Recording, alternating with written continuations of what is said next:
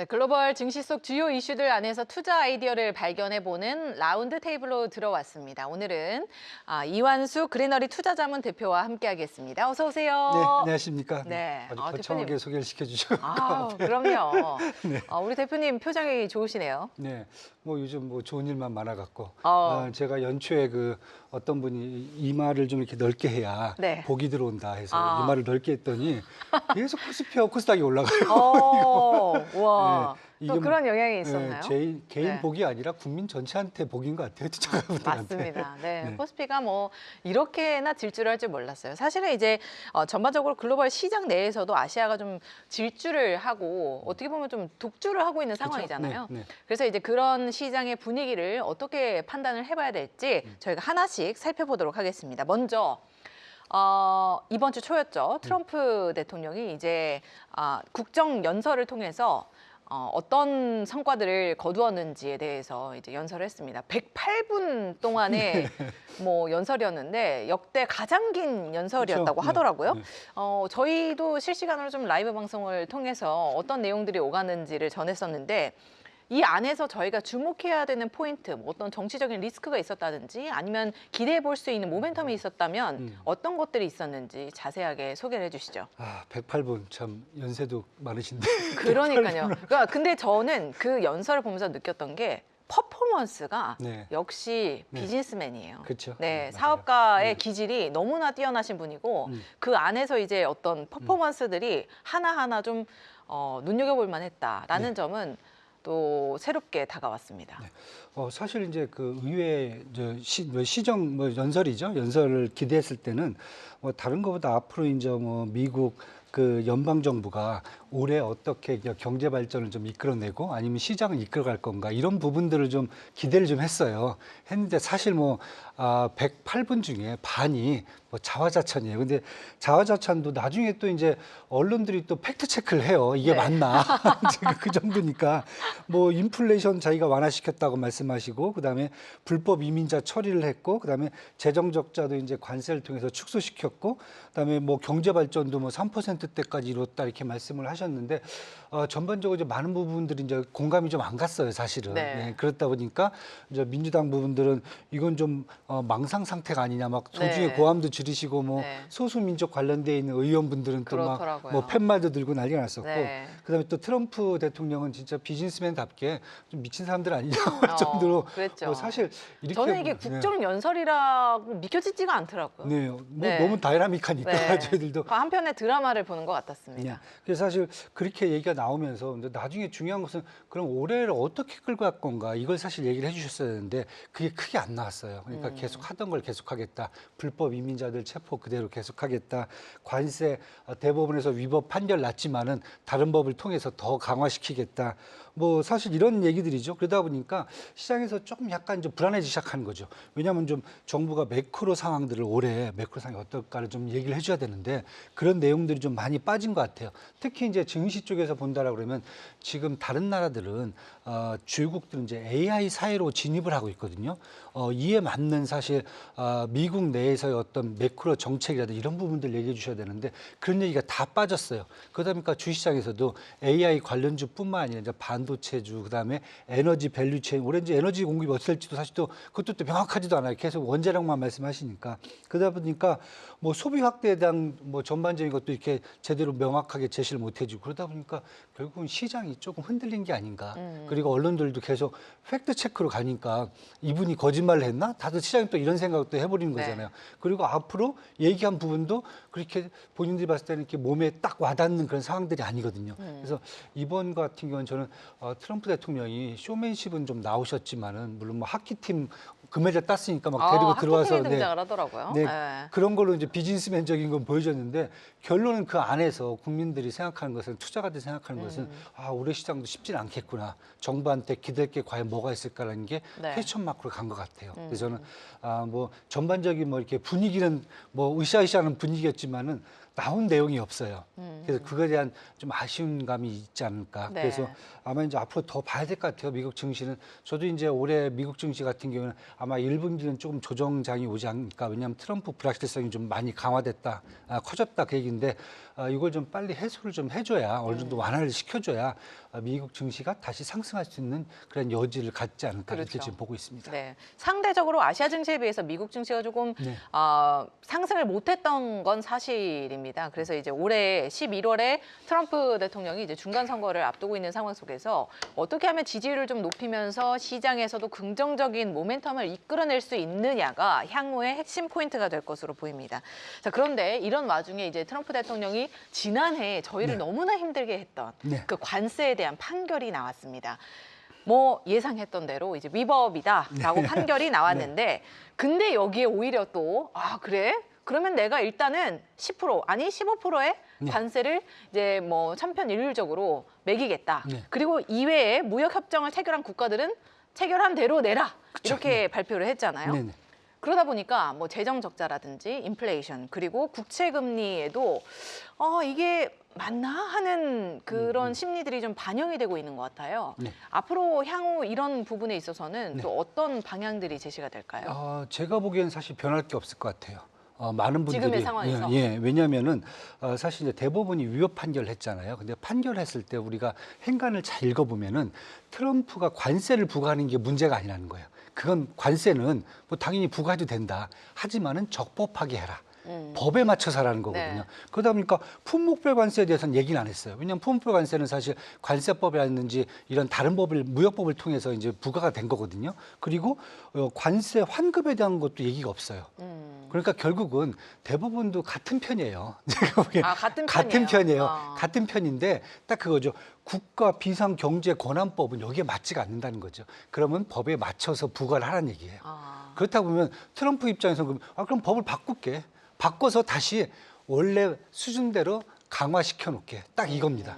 그러다 보니까 바꿀 게 없을 것 같아요. 그러니까 예를 든다면은 원래 상호 관세가 기본 관세 10% 플러스 국가별로 이제 관세를 매겨놓은 거잖아요. 네. 그런데 이게 사라졌어요. 그러면 트럼프 행정부 입장에서 지금 관세가 제로잖아요. 그러면 거기에 대해서 빨리 뭔가 조치를 취해야 되잖아요. 네. 그래서 바로 나온 게 글로벌 관세, 특히 이제 이 부분에 대해서 15%죠. 15%를 150일 동안 의회 승인 없이 부과를 할 수가 있어요. 행정부가. 그쵸. 그 법을 쓴 거죠.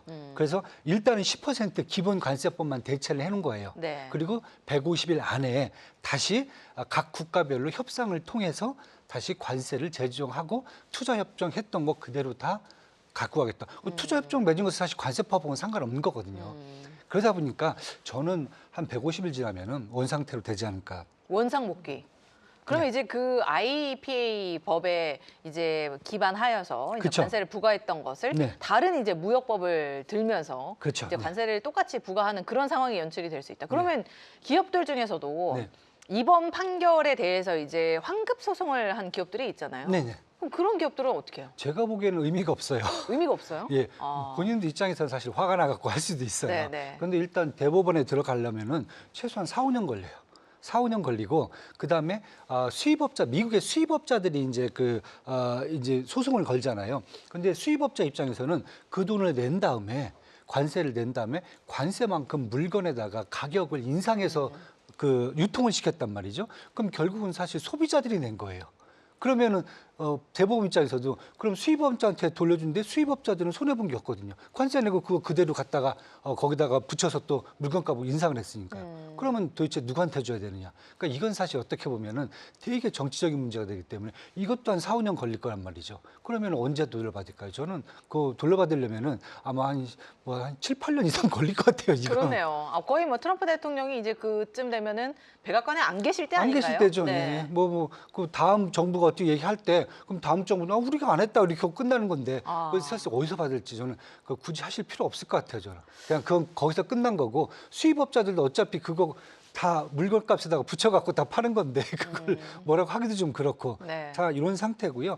근데 사실 제가 봤을 때 중요한 것은 지금 이제 요 상태가 되면서 지금 당장 미국의 이제 실질 이제 실효 관세율이죠. 관세율이 사실은 요 위법 판단 나오기 전에 한 16% 정도였어요. 그런데 요번에 이제 전 세계 10%만 상호 관세하고 이제 품목별 관세를 갖다가 합쳐 보니까 한 실효 관세율이 14% 조금 떨어졌어요. 당분간 떨어졌다는 거죠. 그러면은 수입 물가가 조금 떨어질 수가 있어요.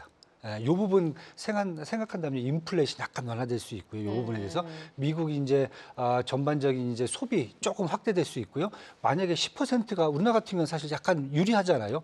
15%는 10% 낮춰주면은 소비재들 같은 경우는 한국산 제품들이 다량으로 짧은 시간 동안에 빨리 들어갈 수가 있어요. 수입업자 입장에서 10% 빨리 사는 게 낫잖아요. 그 다음에 중국이라든지 캐나다라든지 브라질 같이 25%, 뭐 50%, 35% 맞았던 국가들은 10%로 지금 다 떨어진 거잖아요. 이런 국가들의 제품을 일시적으로 수입품들이 되게 많이 들어올 수 있는 그런 딱 여건이 될 수 있기 때문에 인플레이션하고 소비는 당장 조금 확대될 수 있는 게 보여지고요.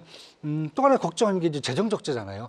관세가 지난 1년 동안 트럼프 행정부 들어오고 나서 4,200억 정도 지금 관세가 들어왔다고 그래요.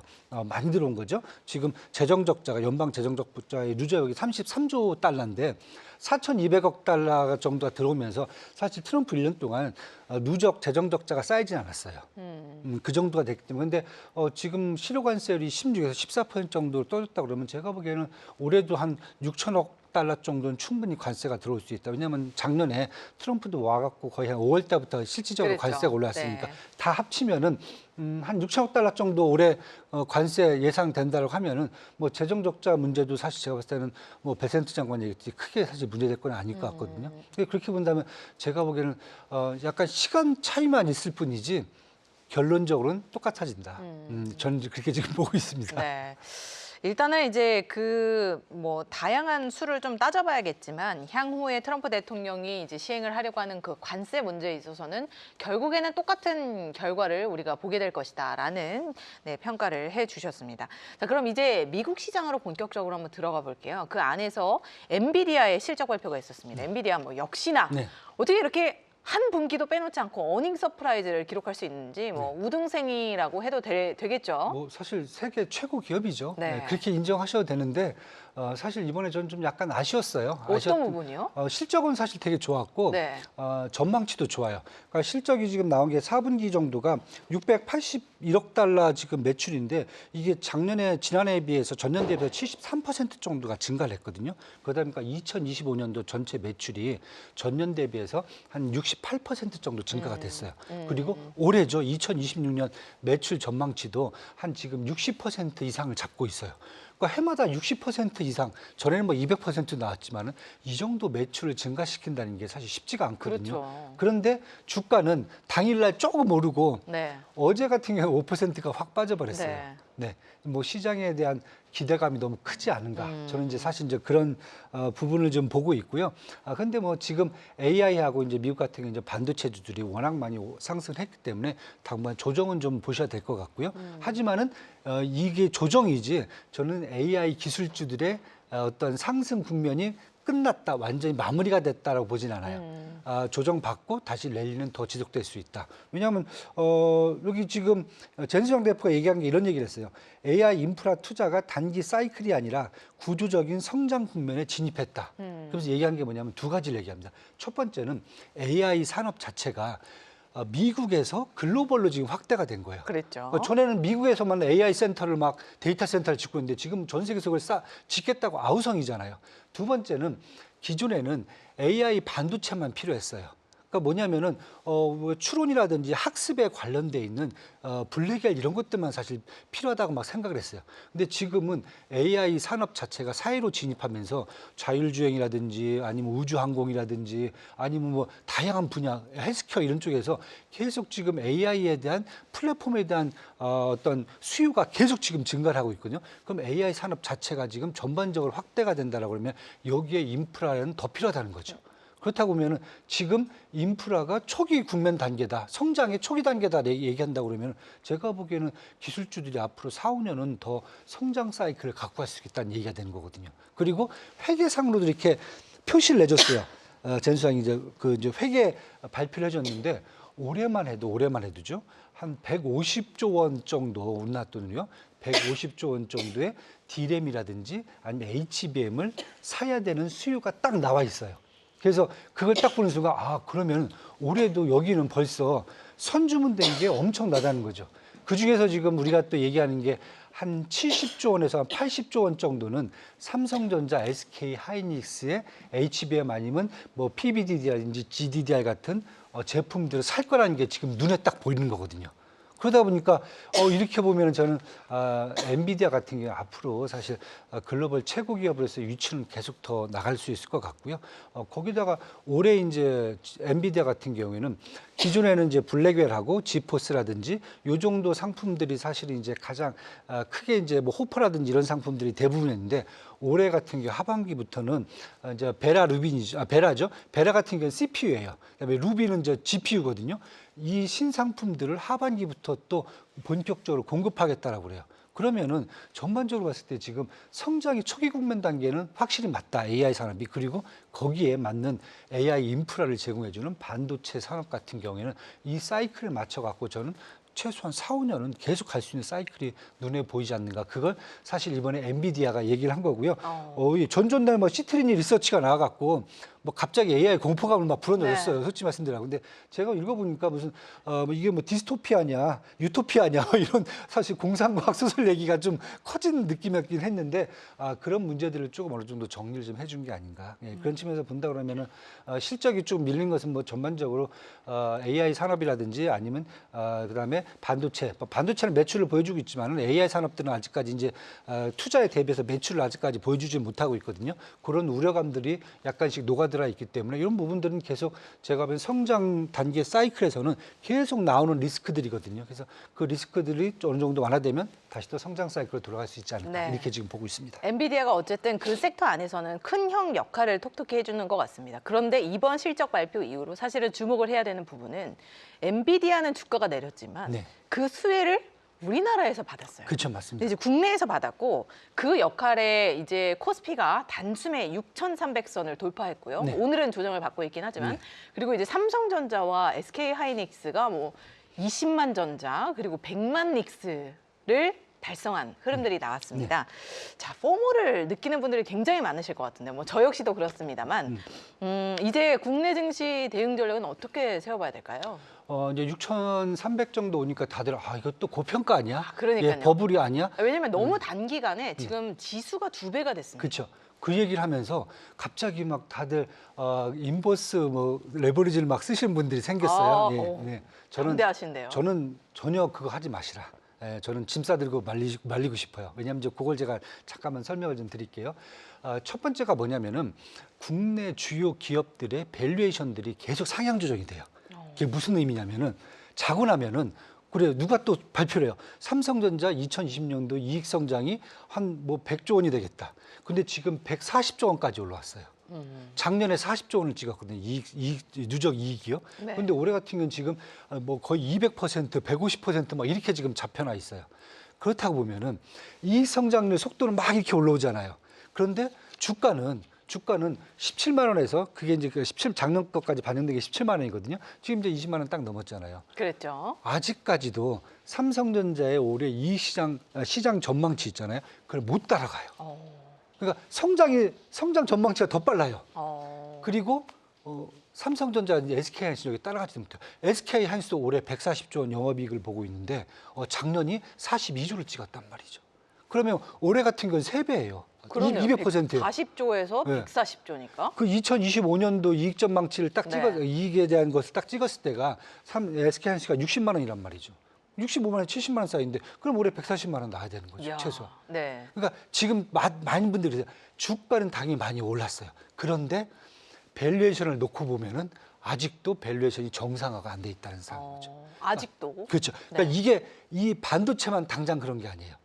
코스피 지수 있죠. 코스피 지수가 올해 2026년도가 영업이익률이 전반적으로 한 35% 정도 증가할 걸 지금 전망을 하고 있어요. 이 전망이 국내 리서치 하우스가 아니라 글로벌 리서치 하우스를 봐요. 그러니까 내부에서 보는 게 아니라 외부에서 보고 있어요. 네. 이 정도로 좋단 말이죠. 그렇다고 보면은 그 정도까지 가려고 그러면은 기본적으로 주가가 6,700 정도가 기본적으로 코스피 지수가 밸류에이션이 정상화되는 단계예요. 거기서 오버슈팅이 되면 이제 한 7,400 정도 나올 수 있다. 이렇게 지금 시장에서 보고 있다는 거죠. 그러면 아직도 주가치 6,300 싸다는 겁니다. 올해 시장 관점에서. 이렇게 되다 보니까 좋은 게 뭐냐면은 반도체가 한번 이제 조정이 들어가잖아요. 그렇죠. 그럼 네. 2차 그다음에 이제 에너지 밸류에이션들, 2차 전이라든지 전력기기라든지 신재생 에너지 사이클이 또 선순환 사이클이 와요. 그다음에 또 뭐가 옵니까? 자율주행, 자동차, 피지컬 AI가 또 선순환 사이클 와요. 그다음에 조선 방산, 그다음에 우주항공 여기가 또 사이클이 들어와요. 이것도 끝나면 제약바이오, 게임, 엔터 뭐 이런 쪽이 또 한 번이 들어와요. 네. 그러니까 국내 기업들이 하나 끝났다라고 해서 끝나는 게 아니라 계속 선순환 사이클 돌기 때문에 시장이 지수가 밀리질 않는 거예요.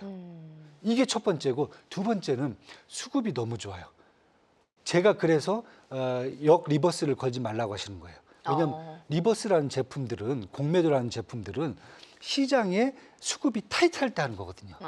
지금은 수급이 너무 좋아요. 그렇죠. 주식 예탁자금 104조 원이 대기 중이에요. 개인하고 기관이. 그러다 보니까 외국인이 10조, 20조 팔아도 개인하고 기관 장세예요.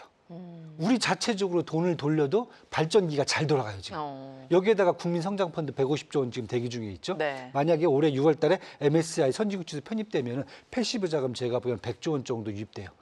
들어올 돈들이 지금 막 밖에서 돈을 싸들고 지금 줄을 대기 서고 중- 있네요. 줄을 네, 서고 네. 있는데 여기에서 인버스를 왜 이런 말씀하면 네. 싸질러 대죠.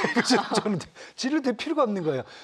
밸류에이션도 상향 조정되고 있고 수급도 지금 계속 대기 중인데 굳이 인버스를 할 필요가 없다는 거죠. 상향으로 계속 보셔도 좋고 네. 제가 계속 말씀드린 6,300 와서 좀 부담스럽다. 반도체가 부담스럽다 그러면 선순환 사이클 보시면서 저는 2차 이제 에너지 이제 밸류체인이라든지 아니면 이제 우주 항공 방산 이런 것도 선순환에 들어갈 수 있기 때문에 그런 종목들도 한번 보시면서 네. 지금 전략을 짜시면 괜찮지 않을까 지금 보고 있습니다. 네. 사실은 이제 한국 증시가 천천히 밸류에이션이 높아졌으면 네. 이런 부담을 안 느꼈을 거예요. 근데 너무 초단기간에 밸류에이션이 지금까지 저평가됐으니까 리밸류에이션을 한다면서 이제 이렇게 강력한 그쵸. 상승을 보이다 보니까 많은 사람들이 그거에 대한 부담을 좀 느끼고 있는 것 같습니다. 사실 한국 증시도 한국 증시지만 이 아시아 증시 내에서 일본 증시도 상당히 강하게 움직이고 있습니다. 일본이 이제 니케이가 장중에 59,000선 돌파했고 6만 선 돌파를 앞두고 있는 상황인데요. 일본 증시도 뭐 여러 가지 모멘텀이 있는 것으로 알고 있습니다. 네. 어떤 점에 주목하면서 저희가 향후 대책을 세워봐야 될까요? 제가 이제 59,000선을 볼까라는 생각을 했는데 진짜 봤어요. 봤어요. 예, 제가 이제 대학교 91학번인데 그때 거의 6만 왔다 갔다 했을 네, 때 네. 그래서 야 일본이 전세 다시 돌아온 거네요. 그렇죠. 네. 전세 1등 하겠다 싶었는데 네. 바로 망가졌잖아요. 그래서 그걸 제가 한 거의 40년, 30년을 넘게 봤는데 드디어 이제 59,000이 왔는데 지금 보시면 사실 저희가 뭐 일본 맨날 유튜브 보면 맨날 욕하고 그러시잖아요. 근데 네. 사실 내부적으로 보면은 괜찮아요. 어. 뭐 가장 먼저 본다면은 금리를 계속 지금 인상을 하고 있잖아요. 첫 번째가. 그런데도 엔화가 지금 157엔, 158엔 계속 약세예요. 그러다 보니까 수출이 아직도 괜찮아요. 특히 소재라든지 이런 부분들이 되게 좋습니다. 그다음에 상사주들 되게 좋아요. 두 번째는 다카이치 내각이 처음에는 이게 좀 희마리가 없나라고 했어요. 솔직히 말씀드려갖고 너무 지지율이 낮고. 그런데 이번에 의회 해산한 다음에 다시 선거를 했는데 너무 지지율이 좋아졌어요. 그다음에 다카이치 총리가 이번에 내각에 한 재정 확대 정책, 그다음에 감세안에 대한 기대감이 지금 커졌어요. 세 번째는 글로벌 AI 랠리에 사실 호재가 지속되고 있어요. 우리만 글로벌 랠리, AI 그러네요. 랠리가 아니에요. 네. 특히 이제 일본 같은 경우에는 이제 사실 반도체는 없지만은 우리가 그것 때문에 약 올리긴 하지만은 여기는 장비, 소재, 부품 쪽에서는 글로벌 최고예요. 그러니까 소부장. 그렇죠. 소부장 네. 쪽에서. 그러다 보니까 여기에 다 지금 편승이 돼 있어요. 그래서 저는 이런 상태라고 본다라 그러면은 충분히 6만 선은 뭐 당장 뚫을 수 있을 것 같고요. 하나 더 제가 추가를 한다 그러면은 금리 인상 때문에 어떤 일이 벌어졌냐면은 채권 시장이 딱 정상화가 됐거든요. 그 채권 시장 정상화 뭐냐면 단기 금리는 한 지금 1% 정도예요. 그런데 장기 금리 한 2, 30년 금리, 30년 금리를 보면은 지금 3%, 4%까지 가 있어요. 채권 시장이 정상화됐어요. 옛날에 플랫했거든요. 그러다 보니까 이제 엔캐리가 없어요. 미국 일본 내에서도 단기로 돈을 빌려서 장기로 투자해도 수익이 돼요. 그러다 보니까 해외에 있던 엔화 자금들이 이제 들어와요. 유입이 되는 거죠. 유동성이 네. 들어와요. 음. 그러다 보니까 일본 같은 경우는 저는 더 봐도 된다, 시장을. 이렇게 지금 보고 있습니다. 네. 그러면 이제 시장 안에서 볼 때 아까 말씀해 주셨던 이제 반도체 주력 기업은 없지만 소부장단에서 그럼요, 네. 네, 옥석 가리기를 통해서 투자해 봐도 괜찮을 것 같다라고 말씀을 해 주셨습니다. 사실 대표님 오늘 저희가 이제 라이브로 진행하는 또 이렇게 라운드 테이블 네. 코너로는 마지막 순서인데요. 네. 국내 증시 그리고 일본 증시, 뭐 아시아 증시 그리고 이외 이제 또 글로벌 증시를 바라볼 때 가장 또 기억을 하면서 투자를 해야 되는 마지막 한 포인트를 짚어 주신다면요.